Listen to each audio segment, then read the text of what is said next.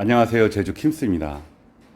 오늘 12시쯤에 밭에서 내려왔는데요. 새벽 4시 반에 올라가서 한 대여섯 시간 정도 일을 하고 내려왔습니다. 요즘 이제 완전히 여름 날씨라서 낮에 되면 이제 한 10시만 돼도 너무 더운 것 같아요. 이제 여름 농사 체계로 돌입을 하게 되는데요. 이렇게 되면 이제 오전에 일하고, 오후에 이제 늦게 잠깐 일하고 이렇게 될 것 같습니다. 제가 오늘 이렇게 영상을 만들게 된 건, 지금 보시는 게 초당 옥수수입니다. 옥수수. 제가 감귤 가수원 빈 땅에, 저희도 이제 감귤 가수원이다 보니까, 솔직히 이 매출이 한정적입니다. 그리고 1년에 한 번, 그러니까 한 계절이죠. 겨울에만 매출이 있다 보니까, 좀 빈 땅을 이용해서 여름에 좀 수입원이 될 수 있는 게 없나 고민을 하다가, 이렇게 작년에 미니 단호박이랑 작물과 그 다음에 초당 옥수수 두 가지를 생각했습니다. 일단 선택한 이유는 손님들 선호도가 높았던 작물이었기 때문에 시범적으로 심게 되었는데, 미니 단호박 같은 경우는 뭐 나름 재배 기술이 없었어도 성공적으로 개인적으로 성공적으로 수확을 했다고 생각을 합니다. 별로 크게 힘들이지 않았어도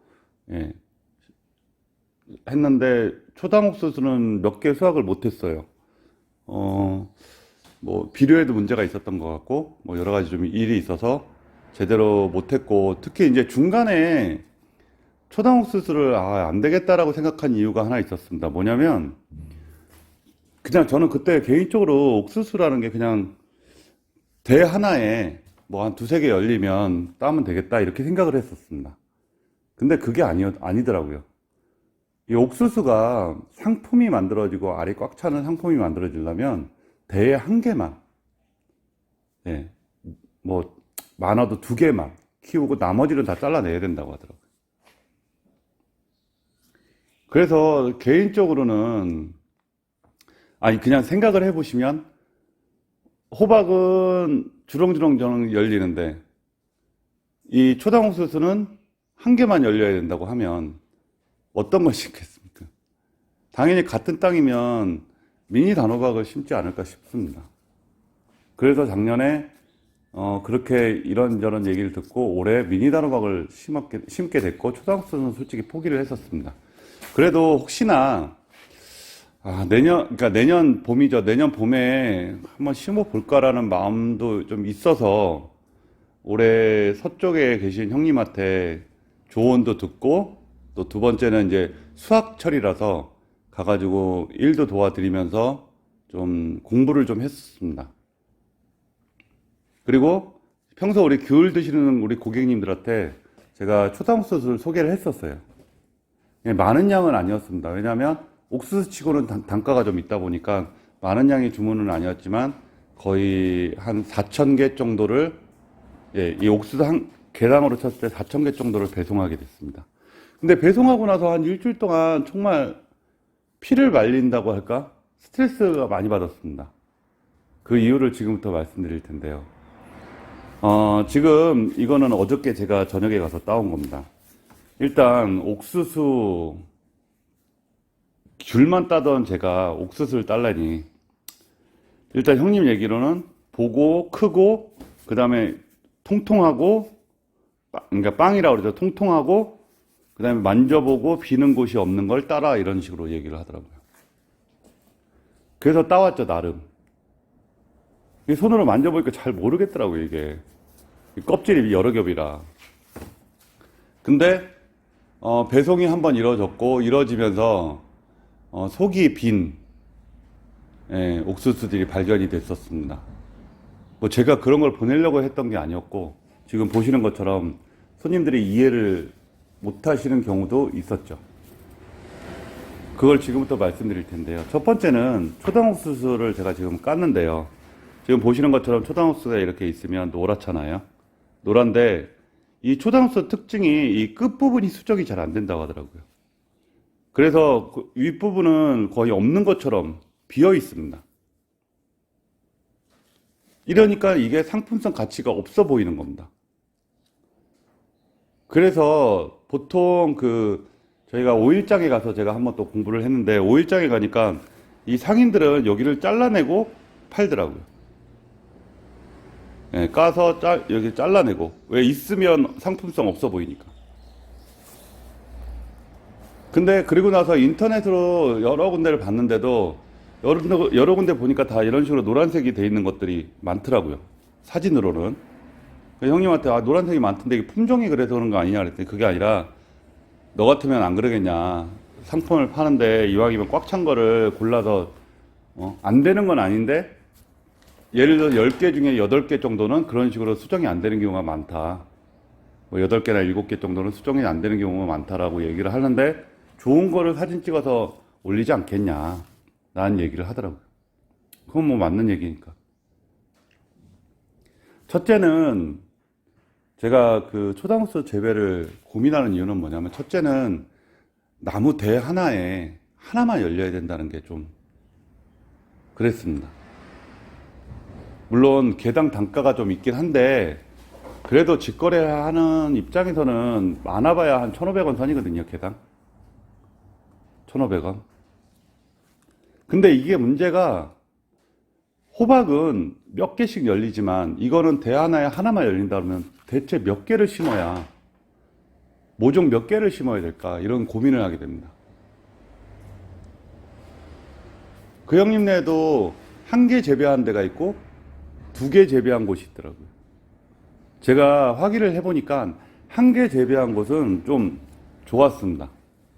역시 이것도 뭐 위가 조금 비긴 해도 그래도 한 이 정도까지는 올라와 있고 막 이랬습니다. 근데 2개 재배한 곳들은 이런 식으로 이 폭이라고 그러죠. 이 폭이 좀 넓었고 뭐 대도 이렇게 빵이라고 그러죠. 이렇게 두껍기도 두껍고. 근데 농사 짓는 입장에서는 물론 상품만 만들면 좋겠지만 그게 뭐 개당 뭐 한 2,000원씩 하면 좋겠지만 그렇지도 않고 하다 보니 예.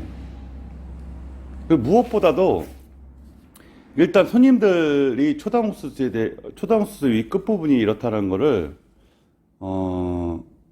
모르고 계세요. 그러다 보니까 모르는 분들이 더 많으세요. 그러다 보니까 옥수수를 받으면 위가 비니까 요만큼씩 비어 있으니까 꽉 차지 않았다고 생각하고 찰옥수수 개념을 가지고 생각을 하시는 겁니다. 그러니까 판매하는 입장에서는 대답하기가 너무 애매한 거예요. 왜 고객한테 원래 그런 거예요. 초당옥수수는 이렇게 얘기하기가 좀 그렇잖아요. 안 그런 것도 있으니까.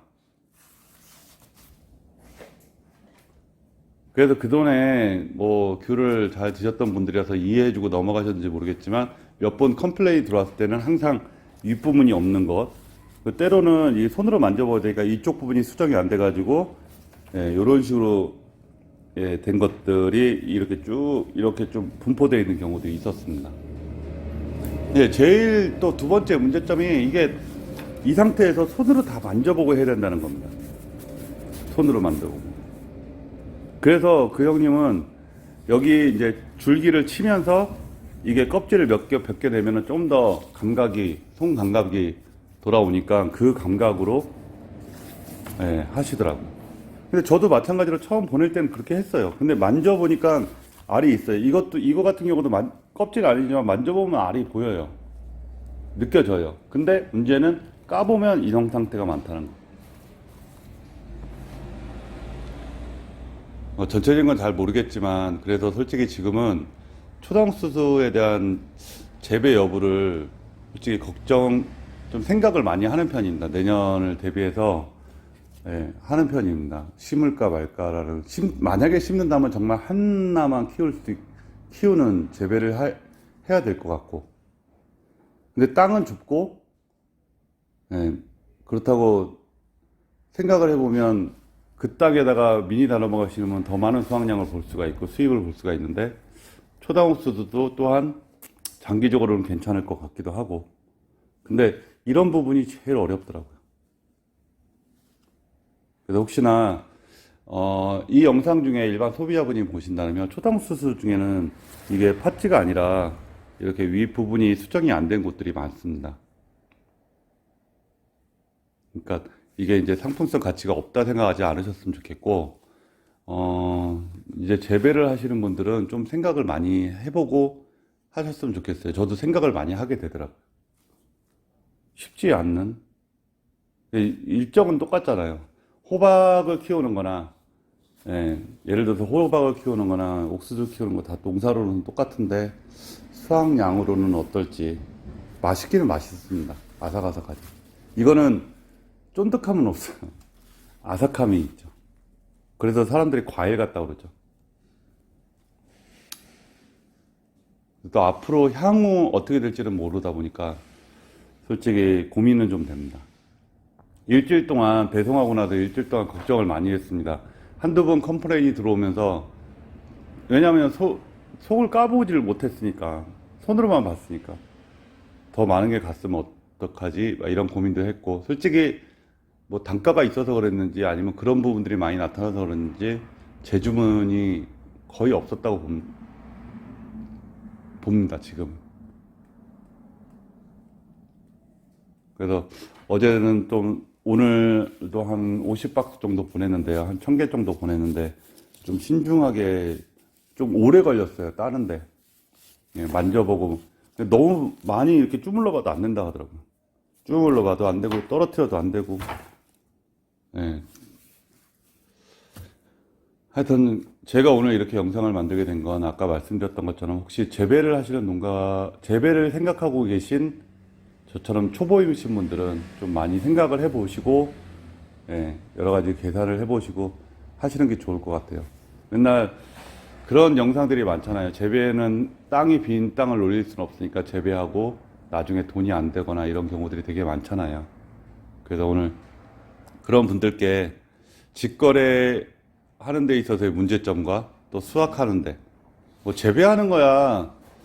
제가 생각하기엔 재배 방법은 인터넷에 많은 분들이, 전문가분들이 하시니까 다 잘 나와 있더라고요. 그래서 오늘은 이렇게 영상을 만들게 됐습니다. 오늘도 시청해 주셔서 감사합니다.